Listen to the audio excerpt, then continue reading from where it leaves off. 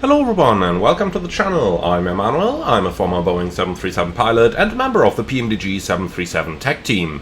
We can finally preview the 737-600 for you guys today, and we will be doing just that. The 600 was one of the most popular releases of the PMDG 737 series in Flight Simulator 2020, due to the very low price at which it was offered, and that tradition is just about going to continue. So today, let's go right into it and take the plane for a little real ops from Milano Linate over to Algiers in the Air Algiers 737-600 livery, which is a flight that's being operated almost daily on the real-world aircraft. Alright, so let's get right into this by having a little look at the outside of the aircraft over here. The 600 just looks a little bit special with that huge CFM56 engine there, while the fuselage is incredibly short. Boeing developed the design basically in order to have something for the very small regional market that would normally be flown with aircrafts like Embraers or CRJs and that kind of stuff, but offering commonality to the 737 series. Now, the design ultimately didn't prove too popular with airlines since only about 80 or so of them have been built, and if you're wondering, the plane comes without a winglet, since that is the only real-world configuration available for the aircraft. Kind of fitting into the same field as the Airbus A318 for short regional hops. The airplane did ultimately grow into a little bit longer services though, for example with Air Algiers flying from Algiers all the way to France, Italy and so on. So let's get right into this one and start our flight preparation. I did try to configure the airplane as realistic as possible, so we are seeing the old type clock once again, and apart from that we got a rather old style 737 cockpit right over here with the older type of MCP, standby instruments, radios and so on, which is how Air Algiers 737-600s, which are approaching 24 years old, are configured. Alright then, let's go ahead and start a little preparation for today's flight. So we are going to request in new data from VATSIM over here, and looking into our flight plan, this is what we got. Air Algiers flight 2027 from Milano to Algiers in flight level 390. Our significant weather charts are going to show us that we are crossing a jet stream up here on the first half of the flight, with that area number 1 being moderate turbulence, and then we are entering that with a bit of tailwind on the second half of our flight for the approach into Algiers. Now with that in mind, let's have a look at the weather. So Milano, northerly winds, broken clouds 6 degrees, and Algiers 18 degrees, quite nice conditions at the moment, but that may turn into some CBs and into some gusts up to 30 knots from 260 degrees on a landing runway of 23, so more or less straight ahead. Now our alternate Delta Alpha Oscar Oscar, similar condition in the forecast here with gusts, so overall weather is okay. With that in mind, on-time departure means on-time arrival, and then we can head right down into the fuel section. And that gives us 6.7 tons plus taxi, so basically 7 tons of fuel, and we are good to go. So let's go into the weight and balance, load that thing up from SimBrief, and then we can select 7,000 kilograms of fuel right down here. That fueling has happened automatically, and with that we are more or less good to go. So let's go ahead and start accepting our plane for the flight. Now, since it is already powered up, since this is a transit stop, we don't have to do the safety inspection once again. So we're just going to start right up here on the mode control and EFIS control panels, making sure that the weather radar isn't active down there. We don't need to do the light test again. We don't need to do the oxygen test again, and then we can basically head right into our aircraft setup. So let's go ahead and get started. I just love the ability to be able to put the tablet down here. Just makes the FMS setup so much easier, doesn't it? So let's go ahead and get started. Nav data out of date. Yep, that's because the PMDG does treat the 737s as separate dedicated products. So we gotta install the latest nav data from the tablet, which I just absolutely love being able to do right within the simulator, so that you don't always have to restart the computer for that. It's just making our lives so much easier compared to the times where we had to restart the simulator in order to run the Navigraph updates. It really makes it so much easier. Alright then, that in mind, let's go ahead and get started. 737-600 nav data is up to date, then the IRS doesn't need alignment here. We can just request our flight plan from SimBrief right down here, and that's gonna run all automatically. Now, might need a little moment, we can use that time to start finding our SID. We are departing via the netted 6 India departure, but being in Italy, we probably have to find an initial SID first, and then the second SID later on. They kind of have those departure transitions in a, well, not very similar way to the US, but here we go, that's the one. And looking down here, we are ending up at Dogub. So next up we will be looking for a Dogub departure. Yep, that's how these things go in Italy. And then they have several different ones of them available. At the end of the day, back in the day when I used to fly there, I often just used to call the delivery and ask them exactly which departures we were expecting. That kind of made our life a lot easier. Alright, so the route data has uplinked. The call time is still missing, so that's Delta Alpha Hotel 2027, like that. Now let's go for our departures. We're leaving off runway 35 right via the Dogud 6 Tango departure and the netted 6 India transition, which looks pretty much like this. Now, index, arrival, and the approach is going to be in ILS runway 23. They don't have any stars available over here. We'll just select that transition, activate, and then we can move on for the time being to check our standard instrument departure. So we're going on a 356 track in Mike Charlie 604, which is above 2,300 feet, which is what we got exactly in here. Left turn waypoint 613, max 220 above 5,000, we got that. And then inbound to Dogub above 6,000, we got that as well. Then the netted 6 India transition is from Dogub to Farrak, and we got Farrak, then on towards Tonda, and then to netted above flight level 200, which we got down here. So that's all easy going today. Alright, lovely. So that's our SID checked. Then let's move on to the performance initialization. We got a cost index of 20. Then reserve fuel equals alternate plus final reserve, and that gives me 2.8 tons. Like that. Zero fuel weight, 48.4.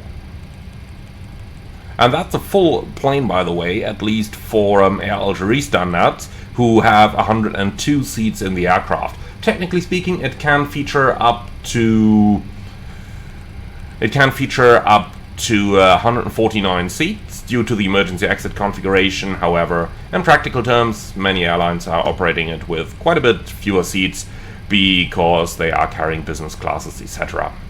You don't really find 737-600s in a way that you would find your typical 737-800 as a tourist bomber or something the likes. You normally find them configured in a little bit more relaxed layout. So 250 below 100 is in there. Now we can go for the fix info, and for that we do need an emergency SID or an engine out SID. So what I always love to do is to go to the website of fellow YouTuber Blackbox711. So let's have a look over there at his excellent tools. We go to the web app, then we find our departure airport like that. 35 right at 40 Mike Man Papa, right turn to Saronno. Okay, so what we are going to do is we'll enter Mike Papa with 4 DME and then Sierra Romeo November, like that. Saronno, here it is.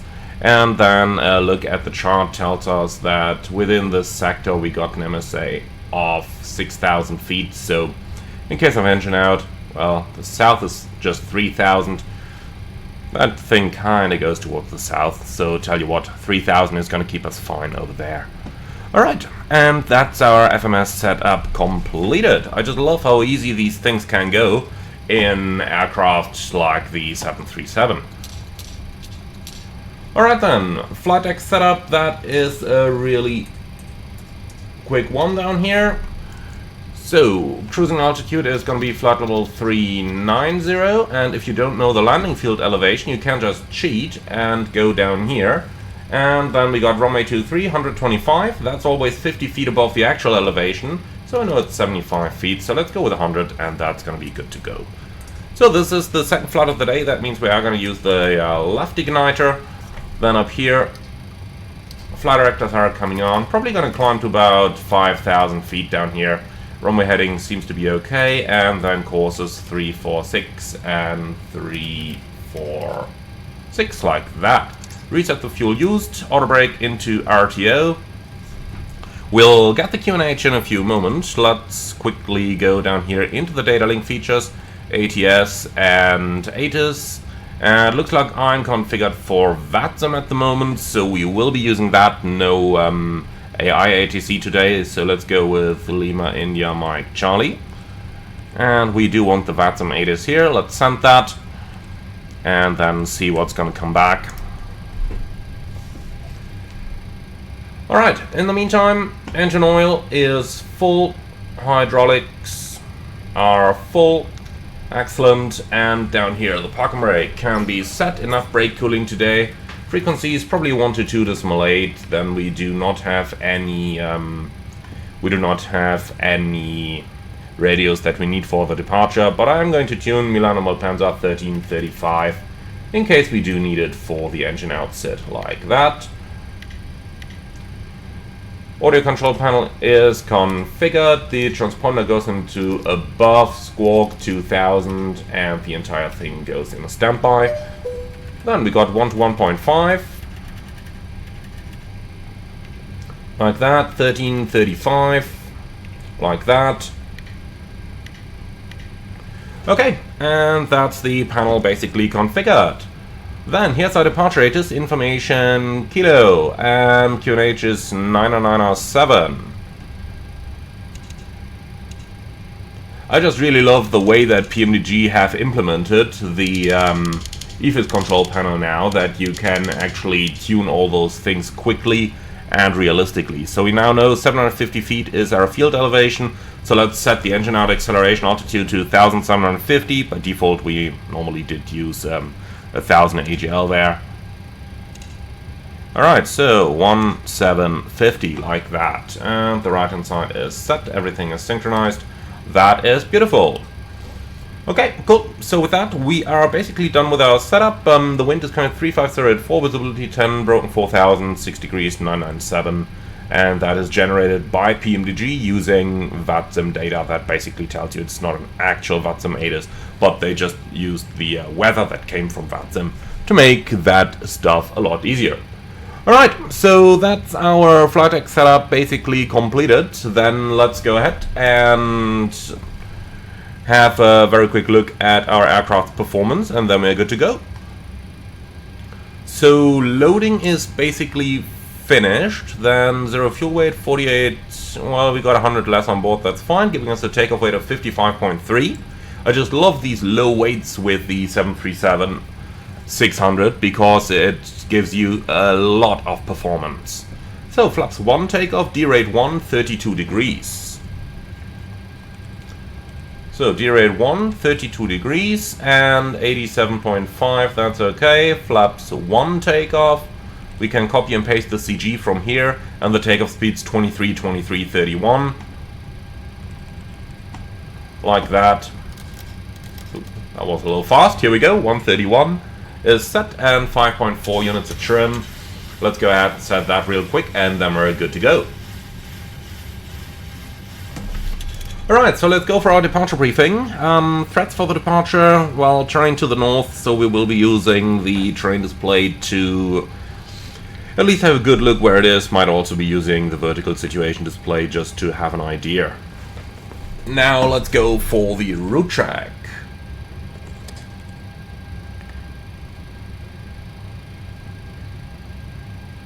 So we're going from Lima Mike Charlie to Delta Alpha Alpha Golf, and our call sign is Delta Alpha Hotel 2027. The routing is the netted 6 India to netted, direct Gekba, direct Vamtu, direct Colon, direct Gangu, direct Patco, direct Vatir, November 852 Genu, November 855 Booyah. And we don't have an arrival in there at the moment, which is fine for now. Ground distance 660, which checks against the flight plan. Remaining fuel 3.7, and we are supposed to have 2.8, giving us around half an hour extra. The UTC time is 12:03, altimeter 997, reading 750, MFRA 1750. Flight directors are on, minus master, and the standby instruments are set. It's a left seat takeoff, runway 35 right, flaps 1, noise abatement procedure number 1, and the engine out sits straight at 4 miles, right turn Serrano, climbing 3000, and we can return back to runway 35 left if required. Now, for our emergencies, above 80 knots, I'll only reject for fire or fire warning, engine failure, predictive wind chill warning, or if the aircraft is unable or unsafe to fly. If I call stop, I will simultaneously close the thrust levers, disengage the auto thrust, apply maximum manual braking or verify operation of the RTO auto brakes, manually raise the speed brake lever, apply maximum reverse thrust, and when the aircraft comes to stop, I will set the parking brake.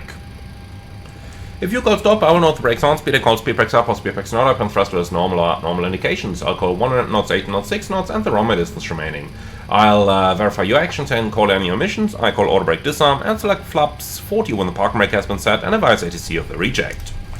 We then identify the failure and carry out any drills as appropriate. If we decide to evacuate the aircraft, we read into the evacuation checklist. Time permitting, we'll pull the CBRCB, you grab the lid, then we get out. And if the call before V1 is keep going, there will be no actions below 400 feet except to cancel any warnings, raise landing over the positive rate. 400 feet verify heading, select carry out the memory items. At the MFRA, buck up, retract flaps and schedule, flaps up and light, select level change, MCT, engage the automatics, non-normal checklist, normal checklist, PIOC its PA, and then we come up with a plan.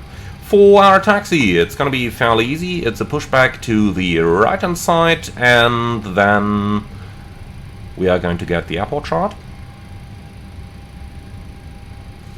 So, pushback off to the right hand side and then taxi out via Kilo down on the Whiskies.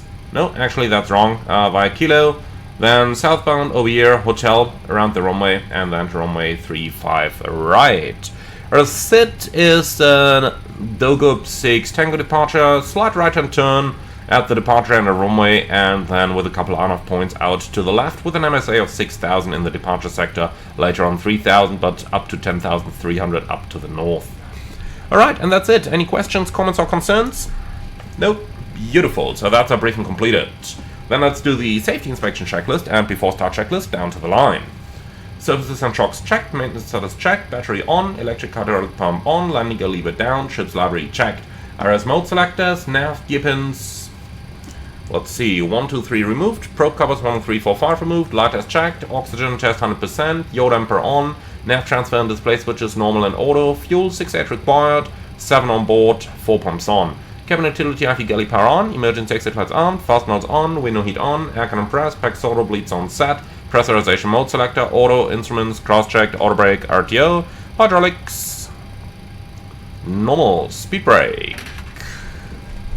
Down to 10, parking brake set, stop and cutout switch is normal, wheel well fire warning checked, radius, radar and transponder set standby, radar and aileron trims 3 and 0, take a briefing disgusting, PA complete, FMC, CDU, well, just a quick check. Let's bring those, that APU online. So, FMC, CDU set, and modern ES bucks, automatic, reduced 20k, speeds 23, 23, 31 set. Stop trim 5.4 units, and that is set. Performance, weight and balance, sign send, phones off, EFB, airplane mode stilled, flight awareness and cockpit door, locked, doors closed, passengers seated. Before start checklist complete down to the line.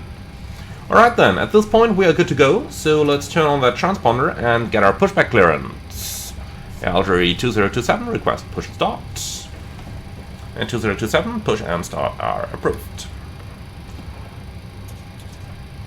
So before start checklist below the line, air compacts off, anti-collision light on, parking brake set, transponder rolled off, before start checklist complete.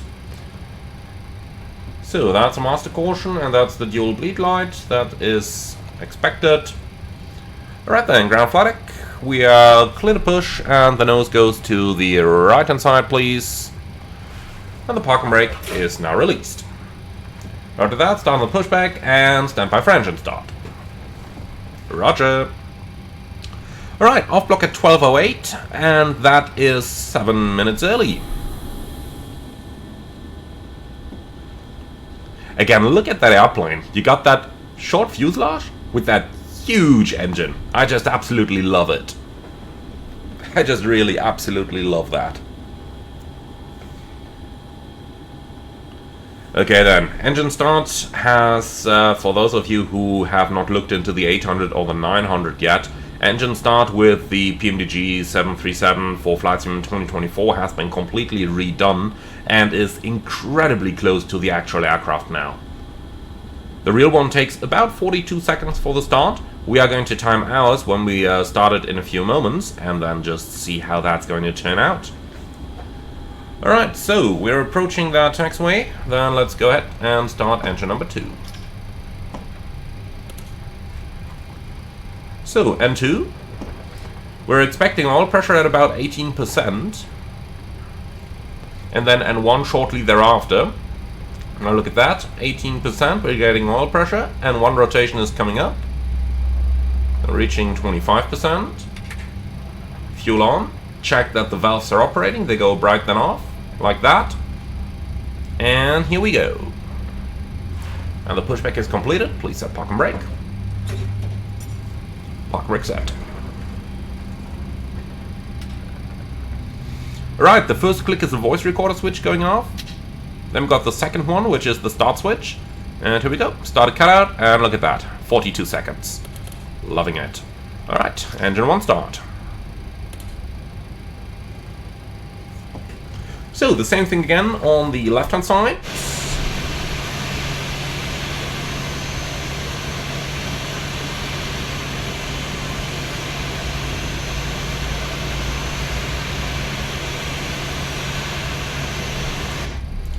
So here's 25%, fuel is coming on, they're disconnecting the tuck, and now it starts raining, so we gotta recalculate our performance for a wet runway. Always has to happen. So performance tool, runway condition, wet, calculate. Is there any difference at all? Yeah, V1 is slightly lower. Takeoff 132. Let's just do that before we do something else. Wet runway, speeds deleted is checked, so we got takeoff 1, 32, and 121, 23, 30. That's all correct. Trim is 5.4 unchanged. Looking good. Alright. So, Ground Flight Deck, please prepare the airplane for taxi. See you on the left side and have a good day.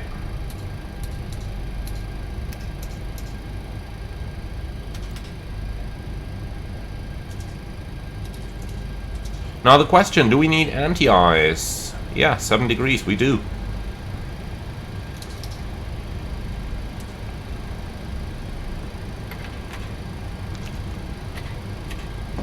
And if we do need anti-ice, then we better select that down here as well. Engine anti-ice on. 21, 24, 30, 33 degrees flags. Interesting, we're gaining a degree. Well, not gonna complain.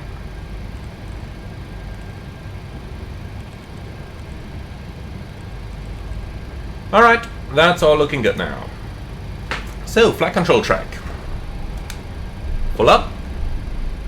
Full down. Neutral. Full left. Full right. Neutral. Rudder. Full left. Full right. And neutral. Before taxi checklist. Generators on. APU off. Start switches continuous. Prop heat on. Anti-ice on. Air conditioning, PAX auto, bleeds on, isolation valve, auto, flaps, 1 required, 1 selected, and the green light. Step trim, 5.4 required set, start levers idly turned, flight controls checked, recall checked, before taxi checklist complete. Okay then, we're clear on the right side, we are clear on the left side, and the parking brake is released. Config. is checked and we are ready to go.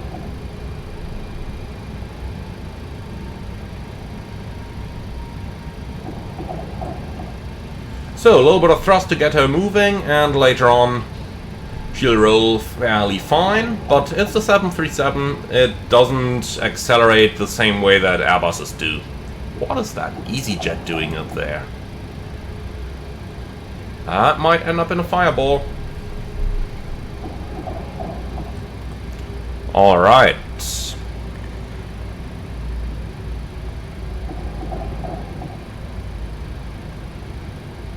So, live taxi map is on.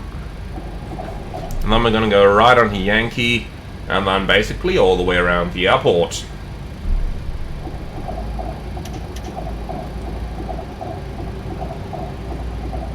Airplane wipers. If you think the wiper in your car is sophisticated, have a look at what they're offering in your average airliner. Now I can tell you one thing, you will be wishing to get your car wiper back.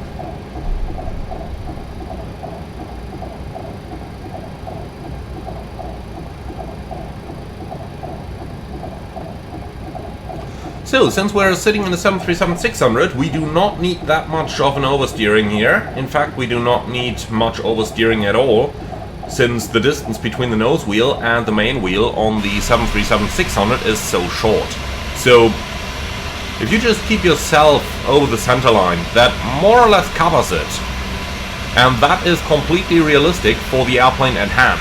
Obviously speaking, the 600 does taxi different than the 800 or the 900 do, and with the sequence in which PMDG is releasing those aircraft for Flight Simulator 2024, with the large Boeings coming first and then the small Boeings coming later, you might actually be surprised about the difference in the ground handling between the types.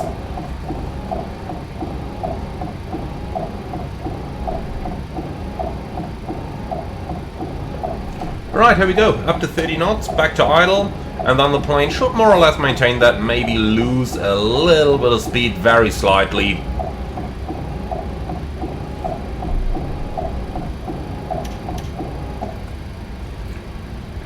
So just to show you, the request that the wipers should actually clear the rain from the windshields actually been fulfilled with the 2024 version. Even though Asobo did promise that they would add something like that to the base simulator for the 4 years that FS 2020 has been out, they never really did, but now PMDG implemented that on their own, and the rain is vanishing from your windscreen when the wipers are going over it. Alright, so very quick check, we continue going southbound on Hotel, and that thing is gonna lead us all the way around that runway. So even though the Scandinavian is turning left over here, probably cross runway 35 left rather than taxi all the way around, we will keep going straight. Now let's talk about the taxi south for a little bit, because those are something that absolutely deserves mentioning. You will notice when you are watching some real-world 737 videos that there seem to be a little bit more rattles and bumps in the real-world aircraft. And indeed there are. Now, there are two possibilities on how you can simulate those in Microsoft Flight Simulator. And the way that PMDG has done it is that you are going to hear that stuff whenever you are actually taxiing across something on the ground. However, most airport developers do not simulate all those inconsistencies. For example, when we're taxiing over here and you got all those taxiway lights down there, unfortunately there is nothing down there on the ground. So the other way that a developer could do this is to just implement those rattles on a random basis. Let me know in the comments which way you prefer, whether you want to hear those things when the airplane actually reacts something, or whether you just want them added like generalized without any context of what you are seeing on the ground that you're currently taxiing over. PMDG went with the first way here, which means that the taxi sounds are fairly, let's say, consistent. You don't have too much rattling. On the other hand side, there is nothing actually inside the simulator to give you cause for that rattling. Do let me know which one you prefer in the comments down below. Alright, now we are taxiing southbound of runway 35 left, and then we'll go all the way up on hotel, right turn to runway 35 right, and that's what we are going to depart on. So let's go ahead and do the taxi checklist, please. That's config, checked. And step trim, 5.4 units required set. Takeoff briefing. It's a left seat takeoff on runway 35 right, flaps 1, noise abatement procedure 1, and we will be using LNAV and VNAV for our takeoff. The speeds are going to be 121, 124, 130, and that is set. This will be pack throttle bleeds on and engine anti-ice on. Our standard instrument departure takes us with a slight right-hand turn to Mike Charlie 604, and thereafter simply following the standard departure. Alright, initial climb 5000, call ATC when instructed, and the engine out straight ahead to 40 ME from Milan Malpensa, then a right-hand turn out to Saronno, and that's it. Any questions? No? Beautiful, then that's our departure briefing completed. So, the EasyJet is waiting at the holding point. I do hope that he is going to go any moment now, so that we can hopefully depart as soon as we reach that runway. Alright, cabin secure, before takeoff checklist complete down to the line.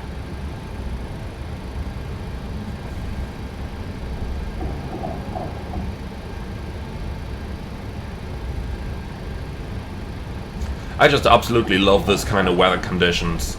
I would like for the simulator to give us a little bit more consistency in terms of the surface conditions.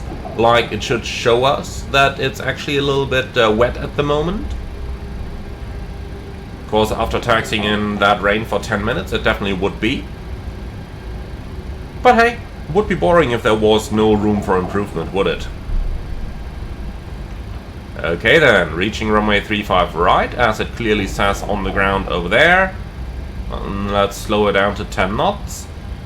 And let's start that right-hand turn.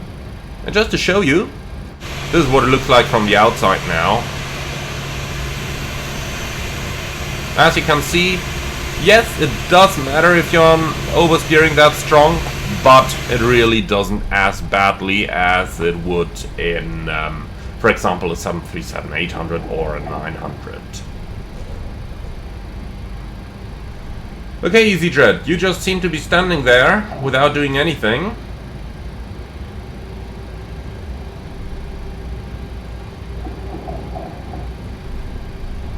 So in that case, FS traffic, remove.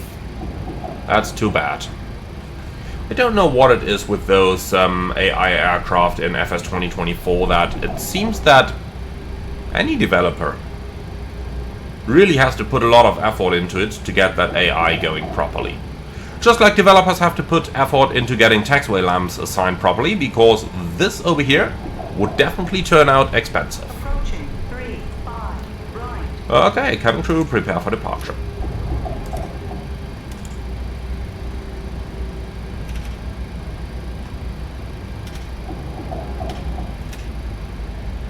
Before takeoff checklist below the line, MCP, set, transponder, Tara, strobe lights on, landing lights on, before takeoff checklist complete.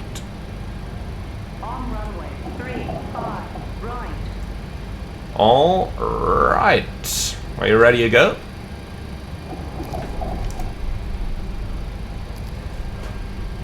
Timing.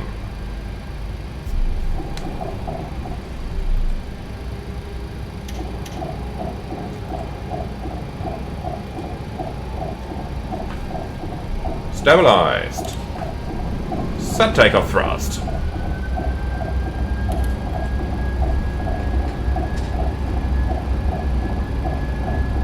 Takeoff thrust set, indications normal.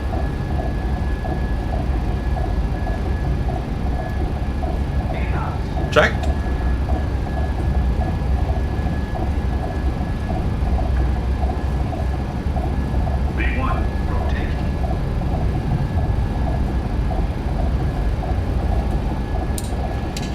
You do obviously not need to be as gentle in the 600 with the rotation as you gotta be in the larger ones. And positive climb, gear up. LNAV, VNAV. Wipe us off.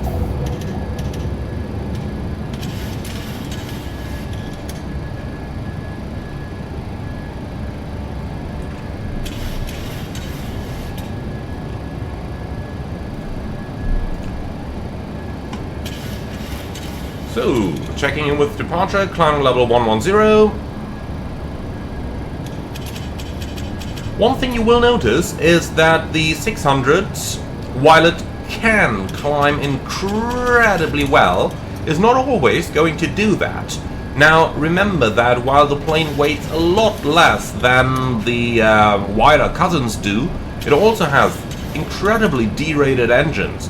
You have 22K engines fitted to the aircraft, which would equal the highest D-rate available on the 737-800. So you do feel that. Like, as you can see right now, when you do a takeoff with a proper thrust setting, aka you don't just go full toga straight away, then the airplane does climb fairly normal, like you would expect any decent airliner to climb. Flaps up. Speed checked, flaps up.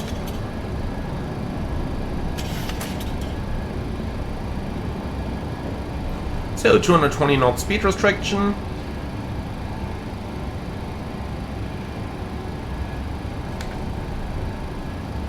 That we are, of course, going to comply with.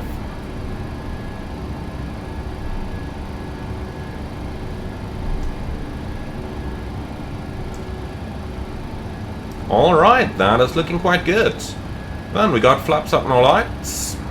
Set standard. And after takeoff checklist. So, air conditioning and pressurization is at 2.4, climbing and set. Altimeters, standard. We are going to wait with the standby altimeter until we are well clear of the terrain. As you can see, still a little bit of terrain there on the EGPWS.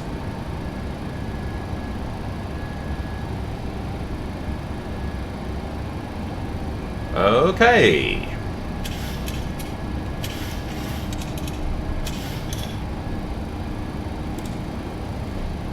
Command A, and engine anti-ice off.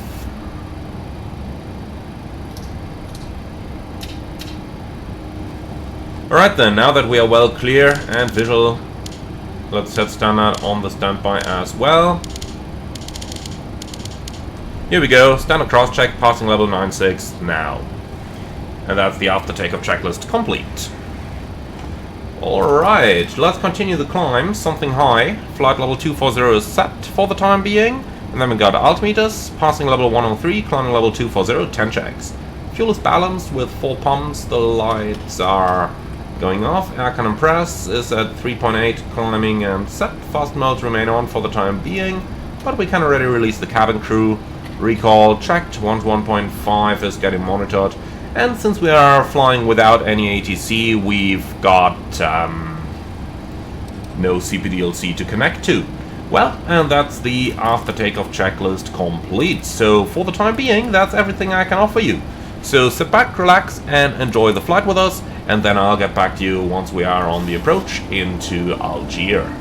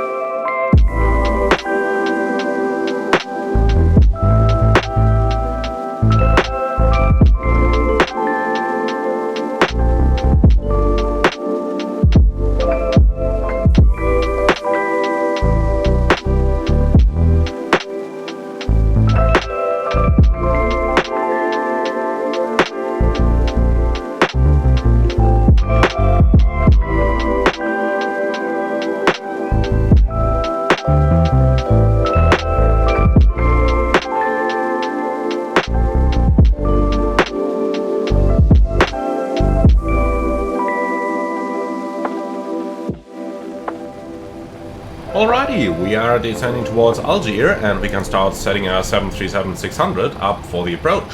I'm just going to recycle the seatbelts here to give the cabin crew an indication that we're about 15 minutes from landing. And now let's go ahead and have a look into the arrival. Now, as you've probably seen already on the ground in Milano, there was no star for our approach. So basically after the last waypoint we are going on a radar vector over here, basically towards a 10-mile final for the ILS approach runway 23. Let's go ahead and have a look into the weather, which we can find in the data link features. And then we got a wind of 270 at 11, visibility 10, clouds few 2300, few 2600, scattered 10,000, 18 degrees, and a QNH of 1015 that we've already pre-selected. Now, for the approach briefing, threats for the arrival, to be honest, I do not really see any actual threats over here, so let's just keep going. Speed 250 below 10,000 is in, winds forecast are in, runway 23 fixed rings 10 miles 4 miles are in there. The approach is an ILS approach runway 23 and we got that chart over here starting in 2300 over the regatta locator frequency 342, which we can probably just quickly activate up here as well, and then let's go for the ADF on the left hand side here. Alright, so we got that locator in there, and then for our approach, starting at 2300, 3-degree glide slope is checked, going down to a minimum of 302 feet, which we got set on the left side and down there on the right side. And let's continue our descent down here, please, down to flight level 50. Alright, the go-around is at 1.2 DME, we got 600 feet down there. We are going to intercept the radial 343 outbound Dar el Beidar VOR, climbing to an altitude of 2,470, and we pretty much got that except for the altitude, which we have to enter manually. Alright, fuel on arrival 3.4, that's pretty much as predicted. 2.8 is the minimum, so we're going in with about 15 minutes of extra fuel. Burning 100 kilos, landing weight 51.8, flaps 30 approach using auto brakes 1, as we basically have to vacate the runway at the very end. So looking into the airport and the parking stand charts down here, runway 23, vacate pretty much to the end, taxi to the apron over there. Alright, and that's it. Do you have any questions on the approach briefing? No? Beautiful. So that's our briefing completed.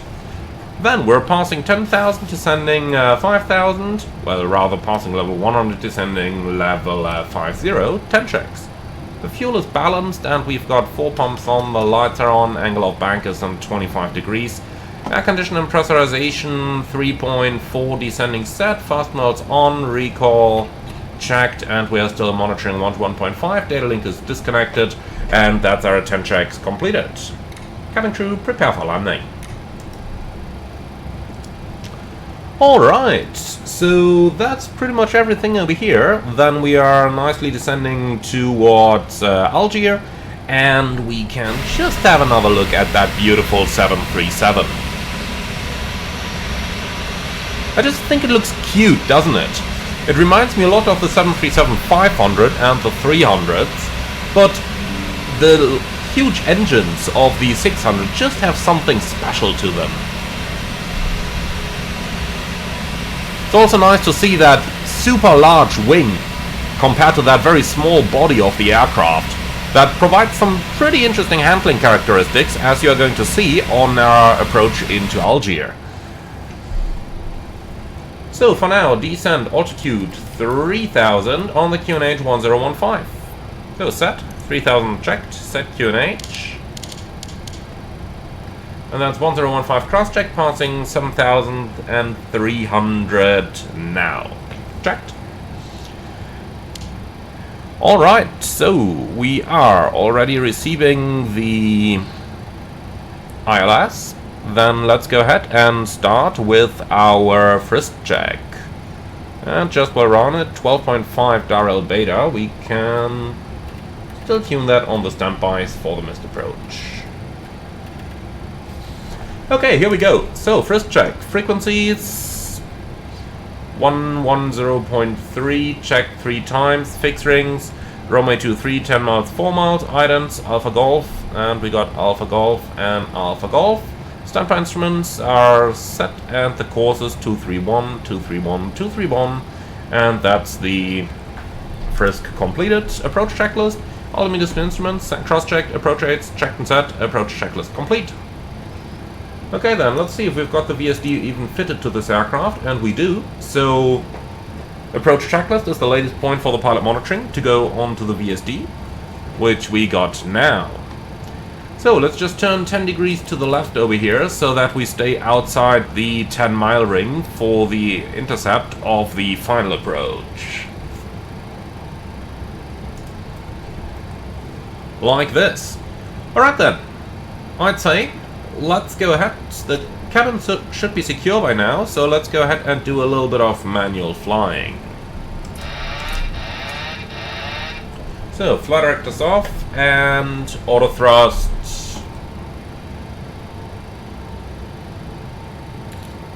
off. Alright, VNAV wants to start slowing down, but let's do that stuff manually here. Level change, 220. You will notice that the 600 actually decelerates very well compared with the other 737s, because it has such a low weight that you've got very little mass that you that means very little energy. Remember, energy easily set is velocity times mass, and the mass is very low, so the total airplane energy is very low, and that makes it very easy to actually slow the 737-600 down. However, there are a couple of things that you need to take into consideration. So, if you take a 737-800 or 900, then you typically have your flaps up maneuvering speed somewhere around 220 knots. When you want to go slower than that, you need to extend the flaps. That's not the case on the 600. As you can see, our maneuvering speed is somewhere down here, 192. And that actually means that at speeds until about 200 knots, you are not going to be extending the flaps, and that in turn means that you will have quite a bit less drag in these situations than you would have if you were to fly one of the larger 737s.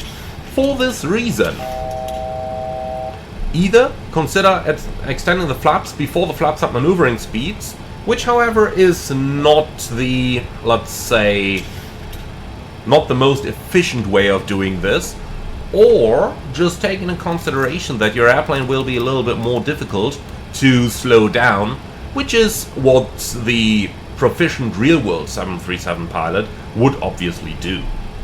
Alright then, right and turn, heading 200, cleared ILS approach, runway 23. Warlock capture.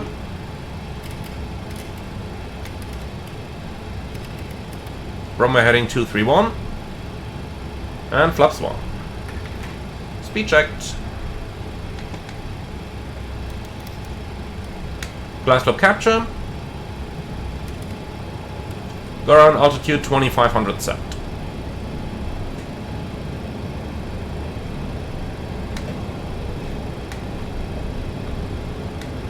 Not the best ILS interception, but then again I've been doing the work of the PF and the PM at the same time, so yeah. Alright, so 737s 800, 900, also often the 700, you intercept the ILS in flaps 5. With the 600 you can do that, but you would end up really slow, which can be quite the problem if you've got traffic behind you. So for this reason, flaps 1 works pretty well. As you can see, even while established on the glide slope, we are losing a bit of speed, which could of course be due to the headwind as well today. So flaps 1 works pretty well. Now let's go flaps 5 and see what we are gonna get. So flaps 5, speed checked.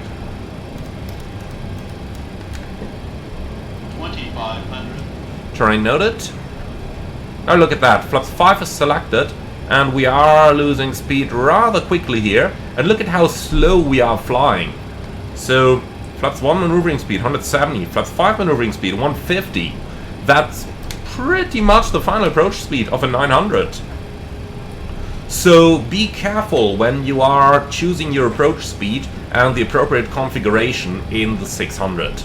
That's kinda the one important message that I do want to bring across over here.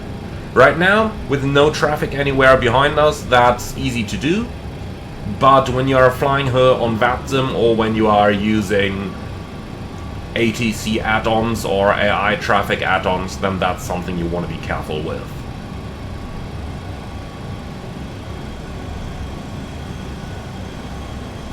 Alright, but as you can see like that, it's easy going. Pretty easy going.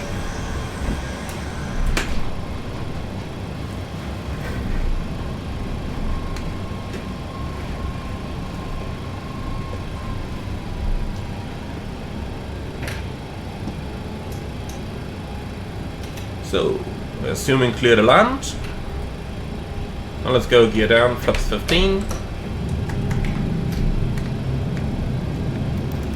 And let me just set that speed back down already. Too much work to do at the same time here. Flaps 30. Speed checked.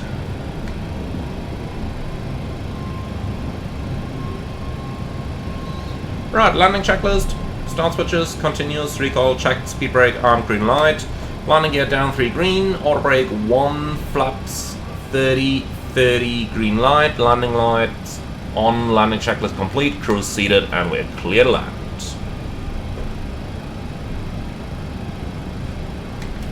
Alright, so, 1,000. checked approach speeds, somewhere down around 130 knots, which also means that the ground speed is going to become very small, especially if you do have some headwinds here. As you can see, flying 118 knots right now.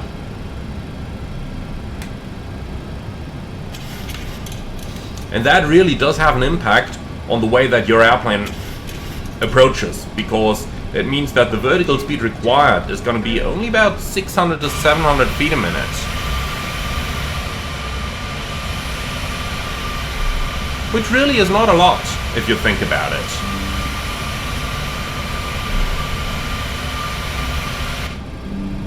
Alright, now let's not mess up that approach, even though I do love the outside view, and I do love taking screenshots with it.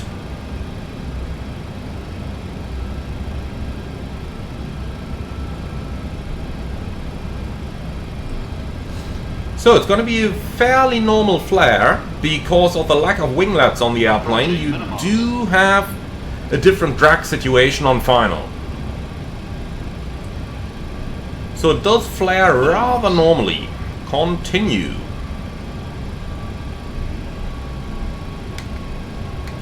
However, if you've got crosswinds or if you've got gusts, then you do notice that effect a bit more. 40, 30, Alright, 20, flare. 10.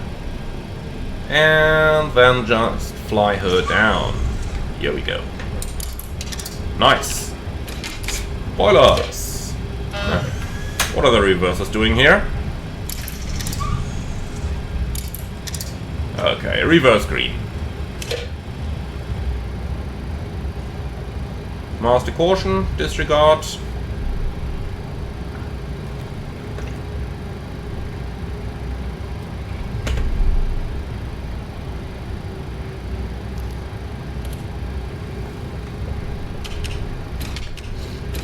Okay.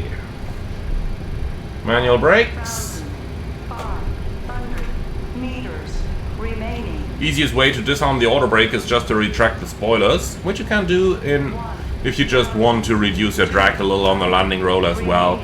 By default, the 737-600 just needs so little runway that you do have margin, 900 especially if you got a long runway like this one.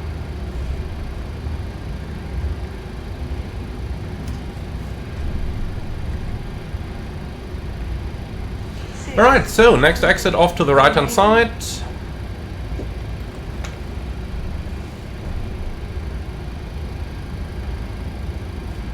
300 remaining.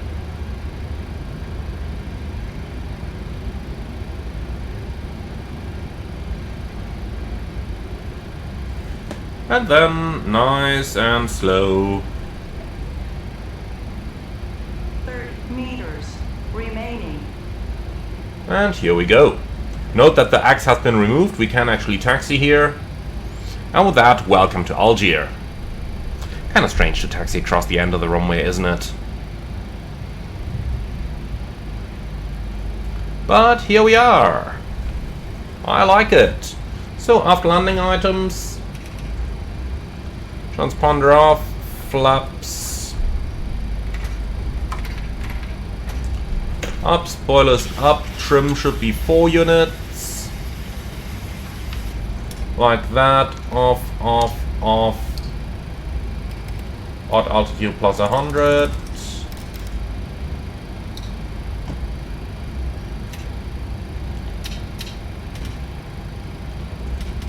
Here we go.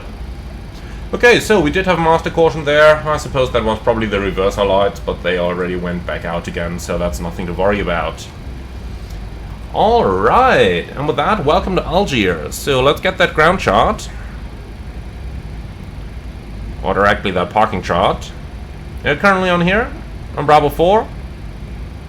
And we're going down to, I think, Terminal T1. So let's go across that little hill on the right hand side over there, and then off to the right towards our parking gates. Now once we got 3 minutes in idle or normal taxi thrust settings, we can shut down engine number 2 in order to conduct single engine taxi, and that's pretty much done on about every flight in the 737-600, because landing weight never is an issue.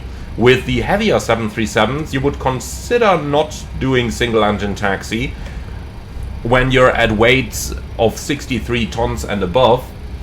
In the 600, that's never going to be an issue, so we basically always do single engine taxi in. Right then, clear on the right hand side, there's our apron. Again, if you do keep the flight deck just above that line, you can see pretty much no oversteering needed here. She goes pretty much perfectly across those lines. Start APU.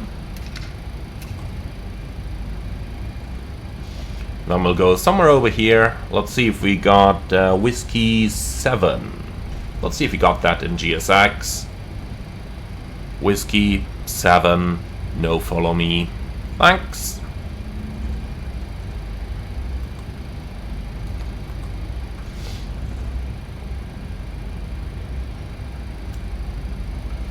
Alright, there's Whiskey 3, so a little bit further left, somewhere over there, it's gonna be our gate.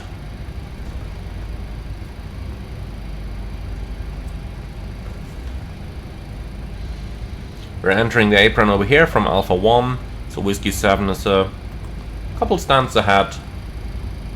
I guess that one. In between the 2 terminals. Okay, lights off. And APU on the bus.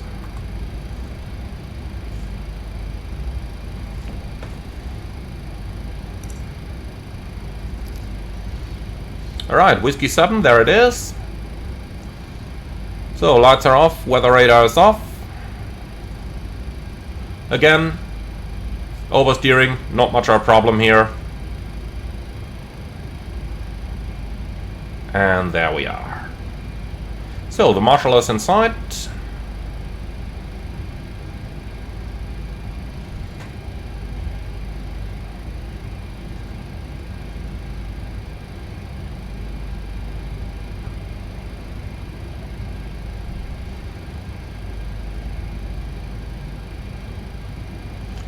And here we are. 2 blue, 1 red, engines dead. Cabin crew, all doors in park. Alright.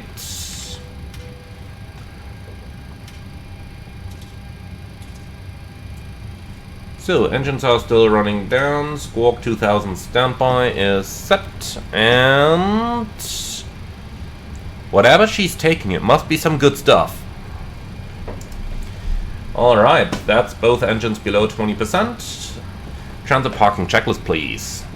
Electrical on APU, fast mode's off, probe heat auto, NEI's off, voice recorder on, air compacts auto, engine bleeds on, APU bleed on, exterior lights, steady and wheel well, start switch is off, auto brake off, speed brake down to 10, flaps up and light, parking brake set, start levers cut off, weather radar off, transponder 2000 standby, CBRCB in, cockpit door unlocked, and that's the transit shutdown checklist complete.